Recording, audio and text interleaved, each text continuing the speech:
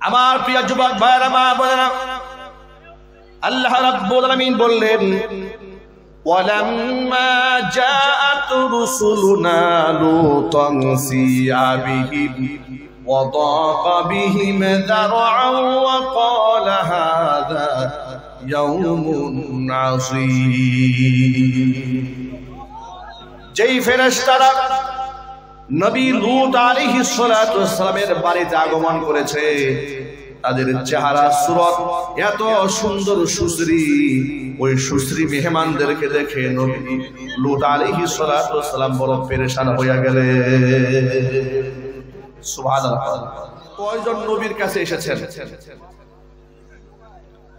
সব ভুলে গেছেন। কোরআনে তাফসীর মাহফিলে তো একটু কথা মনে রাখতে হবে। দুইজন নবীর কাছে এসেছেন। কয়জন? একজন নবীর নাম হচ্ছে ইব্রাহিম আলাইহিস সালাতু ওয়াস সালাম, আরেকজনের নাম হচ্ছে লূত আলাইহিস সালাতু ওয়াস সালাম। ইব্রাহিম আলাইহিস সালাতু ওয়াস সালামের কাছে এসেছেন তারা একটা সুসংবাদ নিয়ে, আর লূত আলাইহিস সালাতু ওয়াস সালামের কাছে এসেছেন তারা একটা দুঃসংবাদ নিয়ে। কি নিয়ে জোরে বলুন? দুঃসংবাদ। ইব্রাহিম আলাইহিস সালাতু ওয়াস সালামের সুসংবাদ হচ্ছে তার সন্তান হবে, তার বন্ধা স্ত্রীর গর্ভে পুরা বয়স আল্লাহ একটা ছেলে সন্তান দান করবেন। ছেলে সন্তানের নাম হচ্ছে ইসহাক আলাইহিস সালাতু ওয়াস সালাম, এবং তার ঘরে আরেকটা পুত্র সন্তান হবে, তার নাম হবে ইয়াকুব আলাইহিস সালাতু ওয়াস সালাম। এই পর্ব চলে গেল। এখন প্রথম পর্ব শেষ, সেকেন্ড পার্ট শুরু।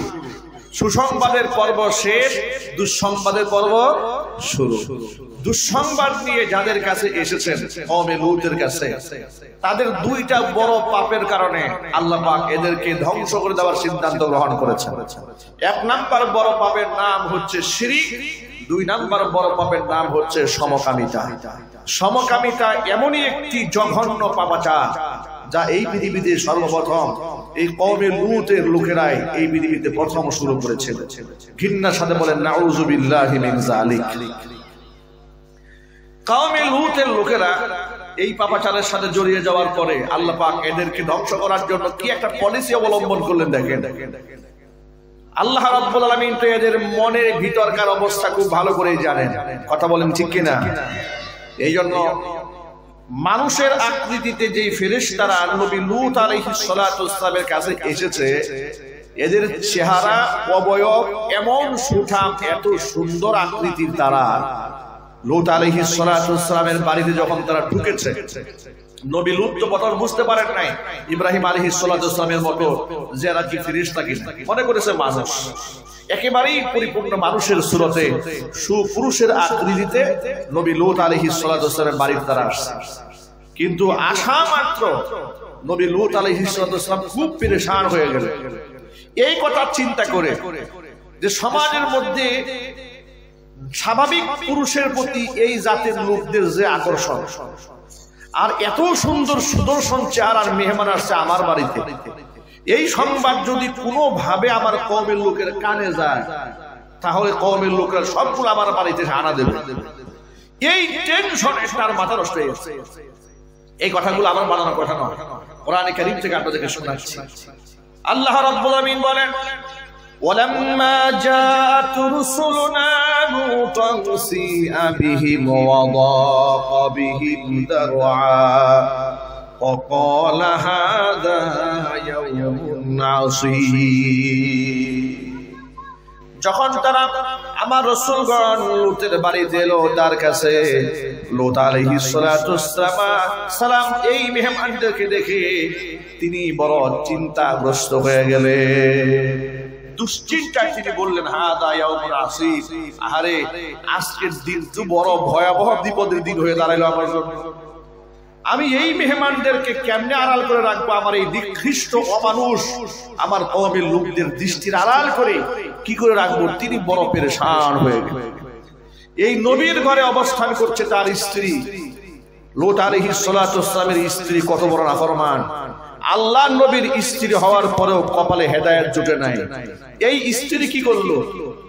ঘর থেকে বের হয়ে কওমের লোকদের কানে কানে আওয়াজ দিয়ে দিল যে তোমরা যে ধরনের বিষয়কে পছন্দ করো, তোমরা তো পুরুষদেরকে চাও বলে, হ্যাঁ আমরা এদেরকে খুব পছন্দ করি, তুমি তো ভালো করেই জানো। আমাদের বাড়িতে এমন সুন্দর কিছু মেহমান আসছে, এদেরকে দেখলে তো তোমরা লোভ সামলাতে পারবে না। চিৎকার দেখো নাউজুবিল্লাহ, ঘৃণার সাথে বলেন নাউজুবিল্লাহ। এই সংবাদ যখন এই নিকৃষ্ট হায়ানাদের কানে পৌঁছলো, এগুলা এমন ভাবে নবী লুতের বাড়িতে ছুটে আসছে, কোরআনে কারীমের ইতিহাস আল্লাহ পাক ১৫০০ বছর আগে লিখে দিয়েছে এই জঘন্য পাপিষ্ঠ জাতিদের কাহিনী কি ছিল। আল্লাহ রাব্বুল আলামিন বলেন, ওয়াজাআহু কওমুহু ইউহরাউনা ইলাইহি, পাগলের মতো ওরা আমার নবী লূতের বাড়িতে ছুটে এসেছে। পাগলের মতো যখন শুনতে পেয়েছে বাড়িতে নতুন মেহমান আসছে, ক্বালা ইয়া কওমি, নবী লূত এত বড় পেরেশান হয়ে গেলেন এদেরকে নিয়ে। আল্লাহ বলছেন, ওয়া মিন ক্বাবলু কানু ইয়ামালুনাস সাইয়্যাত, আর এই কওমের লোকেরা আগে থেকেই এই সমস্ত পাপাচার করে অভ্যস্ত ওরা ছিল, এই জন্য নবী খুব পেরেশান ছিল। নবী লূত আলাইহিস সালাতু ওয়াসসালাম এদেরকে ডেকে বলল, ইয়া কওমি, ও আমার কওম, হাউলাই বানাতি হুন্না আতহারু লাকুম ফাত্তাকুল্লাহা ওয়া লা তুখজুনি ফি যায়ফি আলাইসা মিনকুম রাজুলুর রাশীদ। লূত আলাইহিস সালাতু ওয়াসসালাম তার কওমের লোকদের এই আগ্রহ দেখে, যে মেহমানদেরকে চাচ্ছে, তারা মেহমানদের উপর তারা হানা দেবে, এমন একটা অবস্থা, পুরুষ হয়ে পুরুষদেরকে ধর্ষণ করতে আসছে। নাউজুবিল্লাহ, এত আস্তে আস্তে বলেন আপনারা, পুরুষ হয়ে তারা পুরুষদেরকে ধর্ষণ করতে আসছে। এই দৃশ্য দেখার পরে কোন নবীর মন স্থির থাকতে পারে? জোরে বলুন পারে?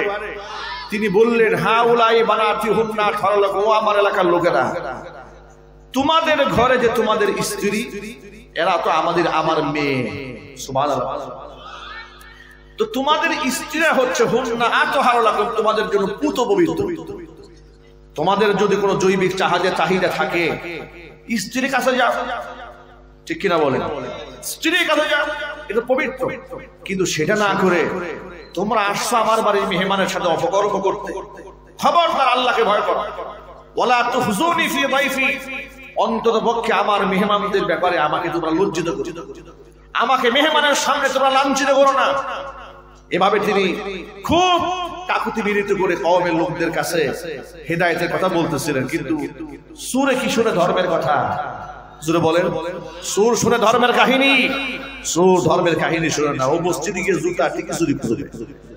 কথা বলেন ঠিক কিনা? লূত আলাইহিস সালাতু ওয়াসসালাম এতটা অনুনয় বিনয় করে বললেন, আলাইসা মিনকুম রাজুলুর রাশীদ, কি ব্যাপার, তোমাদের মধ্যে কি একটা ভদ্রলোক নাই? ক্বালু, তখন তারা কি জবাব দেয় শোনেন। তখন তারা বলল, লাকাদ আলিমতা মা লানা ফি বানাতিকা মিন হাক। লূত, তুমি তো আমাদেরকে বলতেছো যে আমরা এই মেয়েদের প্রতি আমাদের আকর্ষণ। মনে রেখো, মা লানা ফি বানাতিকা মিন হাক, মেয়েদের প্রতি আমাদের কোনো আকর্ষণ নেই,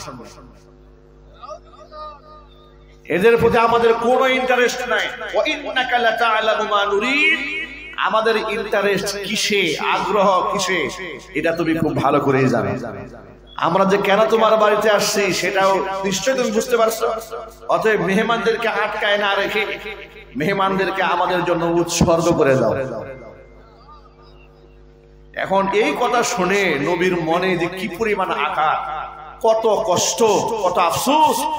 তখন লূত আলাইহিস সালাম তখনও জানেন না এরা মানুষ না ফেরেশতা, তিনি জানেন না, কারণ ফেরেশতা এসে পরিচয় দেয় নাই। কারণ আল্লাহ পাক তোমাদেরকে পাঠিয়েছে একটা পলিসি করে গজবে এদেরকে ধ্বংস করে দেওয়ার জন্য। কথা বলেন না ঠিক কিনা?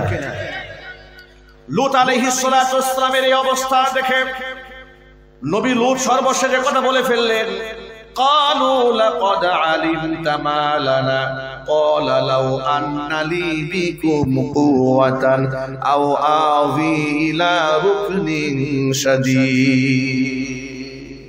আহারে, লাউ আন্না লি বিকুম কুওয়াতান, আজকে তোমাদেরকে প্রটেস্ট করার মতো যদি কোনো শক্তি এই মুহূর্তে আমার হাতে থাকতো, আও আওয়ি ইলা রুকনিন শাদীদ, অথবা আশ্রয় গ্রহণ করার জন্য সুদৃঢ় কোনো কিছুর উপর যদি আমি আশ্রয় নিতে পারতাম এই মেহমানদেরকে নিয়ে, তাহলে তোমাদের এই জঘন্য মনোমাঞ্চনা থেকে আমি আমার মেহমানদেরকে রক্ষা করতে পারতাম। তিনি খুব পেরেশান হয়ে কথা বলে ফেললেন। যখন মেহমানরা বুঝতে পারলেন যে নবী তো মারাত্মক এক্সট্রিম লেভেলের চিন্তায় পড়ে গেছে, তখন পরিচয় দিয়ে কি বলে শোনেন। পরিচয় দিয়ে ফেরেশতারা যখন বলছে ক্বালু ইয়া লূতু ইন্না রাসূলু রাব্বিক, ও নবী, আল্লাহর নবী লূত, আপনি মোটেও পেরেশান হবেন না। আপনি আমাদেরকে মানুষ মনে করেছেন, মোটেও আমরা মানুষ নই। ইন্না রাসূলু রাব্বিক, আমরা সকলে আপনার রবের পক্ষ থেকে প্রেরিত ফেরেশতা। লা ইয়াসিলু ইলাইহি, ওরা আপনার কাছে কশিন কালেও আসতে পারবে না, এমনকি আমাদেরকে স্পর্শ করার শক্তি ওদের নাই। বরং আমরা একটা মিশন নিয়ে এখানে এসেছি। আমরা এই সুরতে এসেছি, আল্লাহ আমাদেরকে পাঠিয়েছেন একটা মিশন নিয়ে এদেরকে ধ্বংস করার জন্য। সুতরাং ফাআসরি বিআহলিকা বিকিতইন মিনাল লাইল, রাত থাকতে থাকতেই, অন্ধকার থাকতে থাকতে আপনি আপনার পরিবার পরিজন নিয়ে এলাকা ছাড়েন। এলাকা ছেড়ে আপনি চলে যান। ওয়ালা ইয়ালতাফিত মিনকুম আহাদুন ইল্লা ইমরাআতাক, আর আপনি আপনার পরিবারের কেউ যেন যাওয়ার পথে পিছপা হয়ে ফিরে না তাকায়। পেছনে ঘোরার সময় নাই, ভাগেন। এই এলাকা আপনি ছাড়েন। শুধুমাত্র আপনার স্ত্রী এলাকা ছাড়বে না, সে ওদের সাথেই থেকে যাবে। কারণ ইন্নাহু মুসিবুহা মা আসাবাহুম, যে গজব এই জাতিকে ধরবে, এই গজব আপনার স্ত্রীকেও ধরবে। কারণ এই সংবাদটা আপনার স্ত্রী আজকে নতুন এটা করেছে তাই নয়, এরা এই সমাজে যত অপকর্ম করেছে পূর্ব থেকে আপনার স্ত্রী এদের কুকর্মের সহযোগী ছিল। নাউজুবিল্লাহ। সুতরাং মনে রাখবেন একটা কথা, ভালো করে মনে রাখেন, এখান থেকে নিজেরা কুকর্ম করে না, কিন্তু কুকর্মের সহযোগী সমাজের রূপ আছে না নাই? গজব যখন আসবে, কুকর্ম যারা করবে ওরাও মরবে, যারা সহযোগী আছে ওরাও মরবে। আল্লাহ রাব্বুল আমিনের ফেরেশতারা বলছি, ইন্না মাউইদাহুমুস সুবহ আলাইসাস সুবহু বিকারীব। ও নবী লূত, আপনি পেরেশান হবেন না, তাড়াতাড়ি পরিবার পরিজন নিয়ে এলাকা ছাড়েন। তাদের জন্য নির্ধারিত সময় হচ্ছে একেবারে ভোরবেলা। আজকে রাতের মধ্যে অঘটন ঘটবে। আলাইসাস সুবহু বিকারীব, তাদের এই সকালবেলা এটা কি খুব নিকটতম নয়? আল্লাহ কোরআন মাজিদের মধ্যে বলে দিয়েছেন, ফালাম্মা জাআ আমরুনা জাআলনা আলিয়াহা সাফিলাহা ওয়া আমতারনা আলাইহা হিজারাতাম মিন সিজ্জিলিন মানদুদ মুসাওয়ামাতান ইনদা রাব্বিক ওয়া মা হিয়া মিনাজ যালিমিনা বিবাঈদ। জোরে বলেন আল্লাহু আকবার। আল্লাহ পাক বললেন, ফালাম্মা জাআ আমরুনা, আমার শাস্তি যখন শুরু হয়ে গেল, আমার গজব যখন এদেরকে ধরে ফেলল, জাআলনা আলিয়াহা সাফিলাহা, এদের উপরটাকে আমি নিজ বানায়া দিলাম। এর মানে আমি এই ফেরেশতাদেরকে নির্দেশ দিলাম, এই জাতি যে এলাকায় বসবাস করেছে এই পুরা মাটি সহ এদেরকে উপরে নিয়ে আসো। ফেরেশতারা মাটি সহ উপরায়া এই অভিশপ্ত জাতিকে একেবারে শূন্য আসমানে উঠাই নিয়ে গেছে। আল্লাহ পাক বললেন এবার উল্টায়া দাও। ভাবা যায় শূন্য থেকে এই জাতিগুলাকে ঠিক এইভাবে আল্লাহ পাক জমিন থেকে উল্টাই দিয়েছে। ফাজআলনা আলিয়াহা সাফিলাহা, এদেরকে আমি এপিটুপিট করে দিলাম, উপরটাকে আমি নিচ করে দিলাম। শুধু তাই না, ওয়া আমতারনা আলাইহা হিজারাতাম মিন সিজ্জিলিন মানদুদ, আমি এদের উপরে কঙ্করের বৃষ্টি, পাথরের বৃষ্টি নিক্ষেপ করেছি। আমি পাথরের বৃষ্টি এদের উপর আমি নিক্ষেপ করেছি। মুসাওয়ামাতান ইনদা রাব্বিক, প্রত্যেকটা পাথরের গায়ে শত্রুর নাম লেখা ছিল, এটা কার মাথার উপর আঘাত আনবে। চিল্লায় কোন আল্লাহু আকবার। প্রতিটা পাথরের গায়ে আমি লিখে দিয়েছিলাম, নাম লিখে দিয়েছিলাম, কোন পাথরের আঘাতে কোন জালেমের মৃত্যু হবে। এই গজবে আল্লাহ পাক সামুদ জাতিকে ধ্বংস করে দিয়েছিলেন এই সমকামিতার অপরাধে।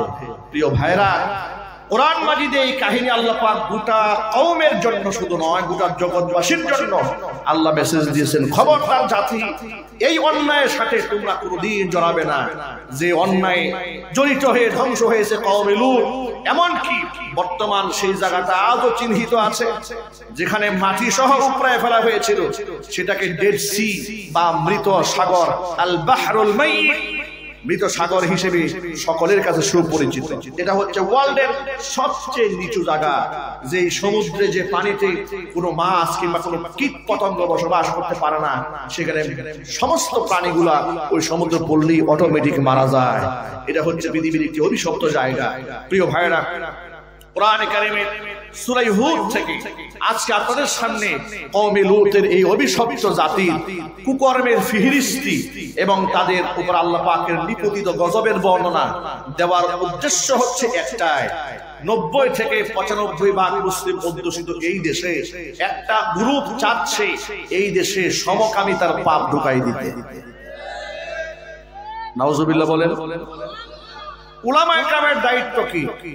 উলামায়ে কেরামের দায়িত্ব হচ্ছে ইন্নামাল উলামা ওয়ারাসাতুল আম্বিয়া, নবীগণের ওয়ারিস। উলামারা আপনাদের ঈমান এবং আমলের পাহারাদার। কথা বলতে হবে, ঠিক কিনা?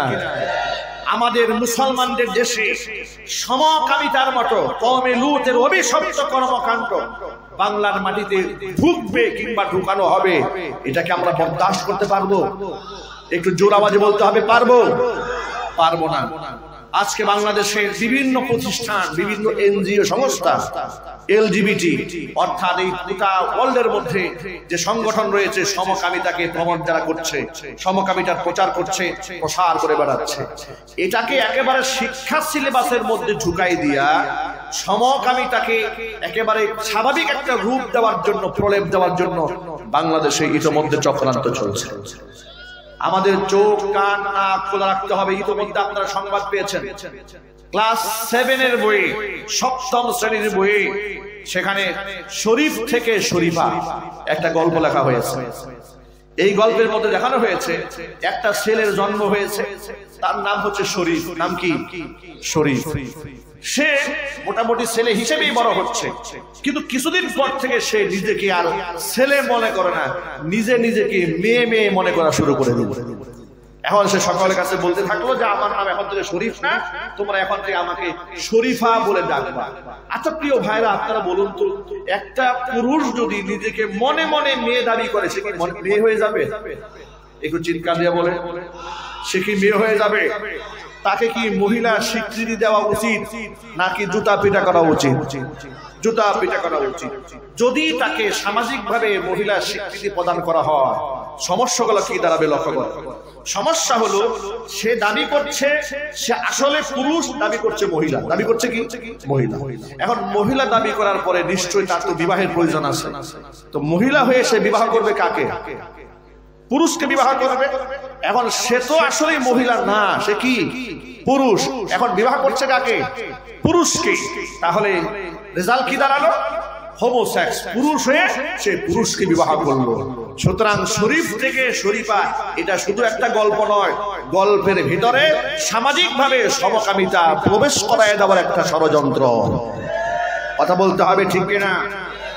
এই বিষয় নিয়ে বর্তমান সোসাইটিতে শিক্ষিত মহল, জ্ঞানী মহল, শিক্ষক মহল সকলেই সচেতন হয়েছে। ব্র্যাক ইউনিভার্সিটি বাংলাদেশের স্বনামধন্য একটি শিক্ষা প্রতিষ্ঠান, হাজার হাজার ছেলে মেয়েরা সেখানে পড়াশোনা করে। সেই ব্র্যাক ইউনিভার্সিটির একজন শিক্ষক জাতীয় সেমিনারে এই সমকামিতার বিরুদ্ধে বক্তব্য দিয়ে শরীফ এবং শরীফার যে গল্প ক্লাস 7 এর বই দেওয়া হয়েছে, ওই 7 এর বইয়ের গল্পের সেই যেটাকে বলা হয় তারা ট্রান্সজেন্ডার, রূপান্তরিত নারী কিংবা রূপান্তরিত পুরুষ। নারীর স্রষ্টাকে বলে তো এক বাক্যে, পুরুষের স্রষ্টাকে, হিজড়াকে বানিয়েছেন আল্লাহ পাক বানিয়েছেন। লিঙ্গ যে কোনো একটা হবে, হয়তো নারী না হয় পুরুষ। হিজড়াদের দুই স্রোতের যে কোনো এক স্রোত হবে, হয়তো সে নারীর অধিকার পাবে না হয় পুরুষের অধিকার পাবে। বাহ্যিক অবয়ব যদি পুরুষের মতো হয় তাহলে তার হুকুম থাকবে পুরুষের মতো, বাহ্যিক অবয়ব যদি নারীর মতো হয় তার হুকুম হবে নারীর মতো। এখানে থার্ড লিঙ্গ কিংবা তৃতীয় লিঙ্গের কোন স্থান ইসলামে দেওয়া হয় নাই। কোরআন বলেছে ইন্না খালাকনাকুম মিন যাকারি ওয়া উনসা, আমি তোমাকে দুভাগে তোমাদেরকে সৃষ্টি করেছি, এক হচ্ছে নর আর এক হচ্ছে নারী। জোরে বলেন সুবহানাল্লাহ। এখন আপনারা বলেন হিজরার স্রষ্টাকে, নারীর স্রষ্টাকে, পুরুষের স্রষ্টাকে, কিন্তু ট্রান্সজেন্ডার রূপান্তরিত নারী মানে সে ছিল নারী হয়ে গেছে পুরুষ, কিংবা সে ছিল পুরুষ হয়েছে নারী। কিভাবে হয়েছে? এর তিনটা সূরত আছে। কয়টা সূরত? একটা সূরত হলো মহিলাদের হরমোন গায়ের মধ্যে পুশ করে দেহের কিছু অবয়ব সে চেঞ্জ করেছে, যেমন কণ্ঠের আওয়াজটা পরিবর্তন করেছে, চেহারা সুয়ার কিছু পরিবর্তন করেছে, মেইলি একটা ভাব দেহের মধ্যে এনেছে। এই একটা সূরত। আরেকটা সূরত হচ্ছে যে অপারেশন করার মাধ্যমে, সিজারিয়ানের মাধ্যমে লিঙ্গ পরিবর্তন করেছে। এই দুইটা সূরত। কিন্তু দেহের মধ্যে যতই পরিবর্তন আনুক না কেন, আল্লাহ পাক জন্মগতভাবে ওকে সৃষ্টি করেছিলেন পুরুষ হিসেবে। পুরুষ থেকে সে কোনোদিন নারী হবে? চিৎকারে বলে নারী হবে। যদি আপনি বিতর্কের খাতিরে এক সেকেন্ড ধরেই লাভ যে সে নারী হলো, আল্লাহর কসম গোটা পৃথিবীর সব ডাক্তাররা মিলেও পুরুষ থেকে নারীতে রূপান্তরিত ব্যক্তির গর্ভে কি একটা বাচ্চা ফুটাতে পারবে? চিৎকার দিয়ে বলে। ওর কি মিন্স হবে?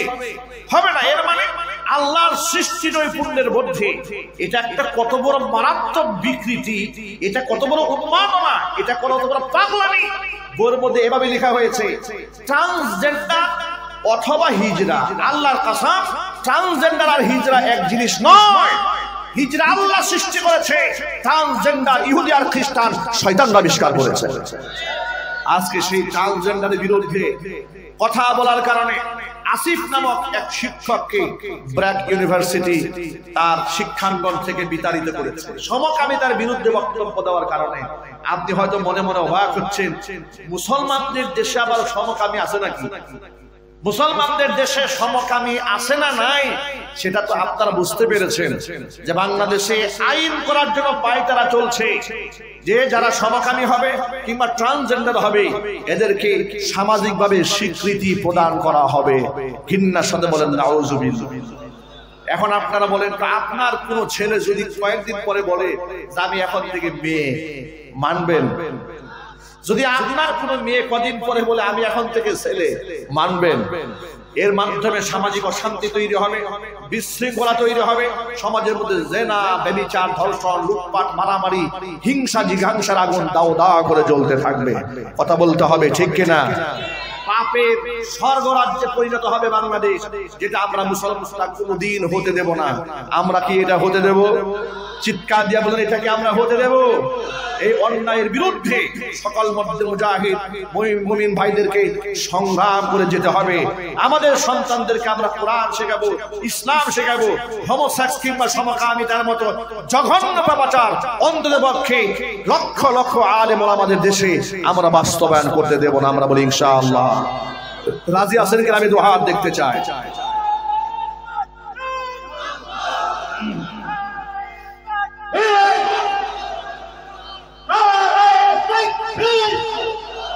সম্মানিত উপস্থিতি, আমি আপনাদেরকে বলতে চাই, আমাদের পাঠ্যপুস্তকটিকে যতদিন পর্যন্ত এই বিশ্বাস না হবে ততদিন আমরা আমাদের সন্তানদেরকে স্কুলে পাঠাবো না কিভাবে? তাহলে বুঝতে পারবো আজকে আমরা মাদানী সাহেবের বয়স থেকে আমরা শিক্ষা গ্রহণ করছি। আর যদি আমরা আমাদের সন্তানদেরকে আগামীকালে বা স্কুল খোলার পরে যদি আমরা স্কুলে পাঠাই তাহলে বুঝবো আমরা এই সমর্থন করেছি। আমরা কখনোই আমাদের সন্তানদেরকে এ ধরনের স্কুলে পাঠাবো না ততদিন পর্যন্ত এই বই থেকে এই বিষয়টা ছিঁড়ে ফেলা না হবে। এই বিষয়টা ছিঁড়ে ফেলেছেন, আমরা কাজের হয়ে আমার সন্তানের এই বই থেকে আমি এই বিষয়টা ছিঁড়ে ফেলে দিব। কাজের সঙ্গীরা ভাই, দেশের প্রধানমন্ত্রী তাহাজ্জুদ নামাজ পড়ে যে ইসলাম অবলম্বন করে এবং দেশের মধ্যে এইরকম ইসলামিক শিক্ষা হতে পারে না।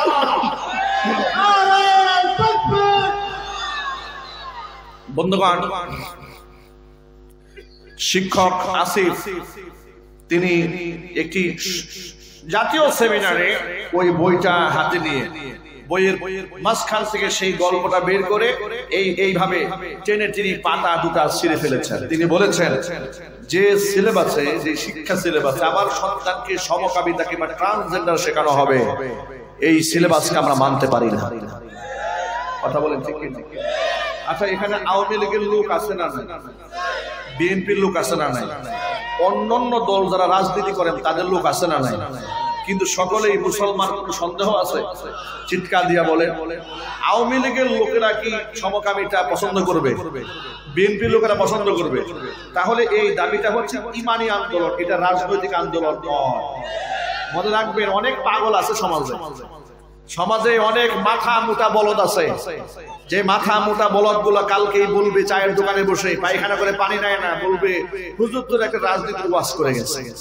আরে ছাগল, হুজুর যদি তোকে সতর্ক না করে তোর ঘর থেকে শরীফ নামক পুত্র সন্তান জন্মগ্রহণ করে কিছুদিন পরে হিজড়ার মতো হয়ে গায়ের মধ্যে সালোয়ার কামিজ পরে রাস্তায় বের হবে, আর তোকে পাবলিক জুতা পিটা করবে।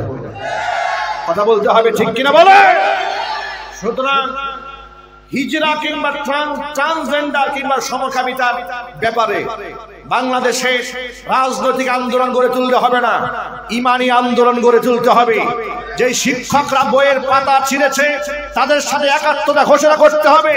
ওই বই পুস্তক থেকে সে পাতা শুধু ছিঁড়লে হবে না, যারা এর সাথে জড়িত তাদেরকে দৃষ্টান্তমূলক শাস্তির আওতায় আনতে হবে। কথা বলতে হবে, ঠিক কিনা বলেন?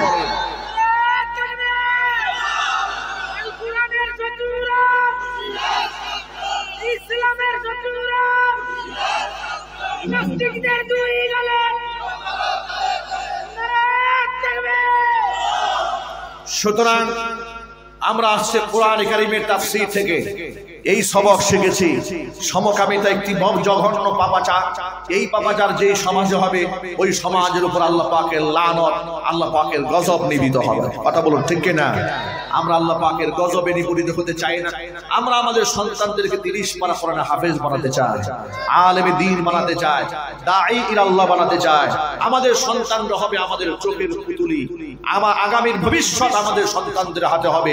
আমরা বলি ইনশাআল্লাহ। আমাদের সন্তানরা মাদক, জুয়া, ইয়াবা, সুদ, ঘুষ, জিনা, ব্যভিচার, দুর্নীতি, হত্যা, ধর্ষণ, খুন খারাপি, ত্রাসের সাথে তাদের কোনো সংশ্লিষ্টতা থাকবে না। তাদের সম্পর্ক থাকবে আল্লাহ পাকের কোরআনের সাথে। যদি বলুন ঠিক কিনা? আমাদের সন্তানরা শিরক মুক্ত ঈমান আনবে, বিদআত মুক্ত আমল করবে। এমনকি আমাদের সন্তানরা নারীর ধর্ষক হবে না, নারীর সতীত্বের পাহারাদার হবে। বলেন না ইনশাআল্লাহ? সুতরাং আমরা শিরক মুক্ত ঈমান আনতে চাই না, বিদআত মুক্ত আমল করতে চাই না। সর্বোপরি এই দুনিয়াতে আল্লাহর হুকুম আহকাম মেনে চলে কিয়ামতের ময়দানে রবের সামনে ঈমান নিয়ে দাঁড়াতে চাই। ইনশাআল্লাহ বলেন। পৃথিবী থেকে আমরা আল্লাহকে কেউ দেখতে পাইনি, কিন্তু আল্লাহকে দেখার আগ্রহ আমাদের আছে না? কার কার আছে? হাত দেখে তো একটু।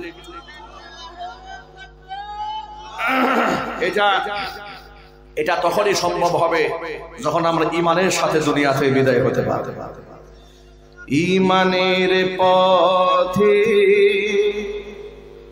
অবিচল থেকে আমার মরণ যেন হয়।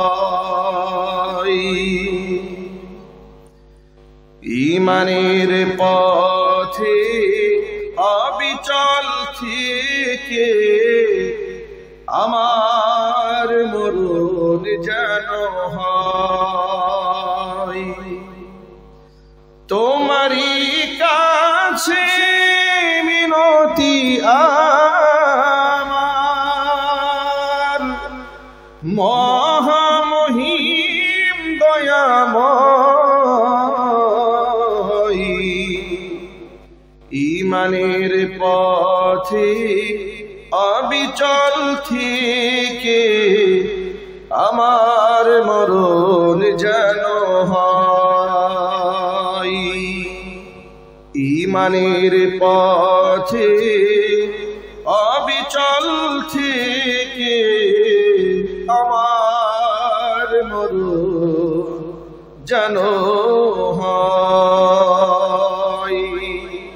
সকলে বলেন আমিন। রবের সাক্ষাৎ পাওয়া যাবে ঈমানের উপর অবিচল থেকে, দুনিয়া থেকে যদি আমরা বিদায় হতে পারি তাহলেই সম্ভব হবে।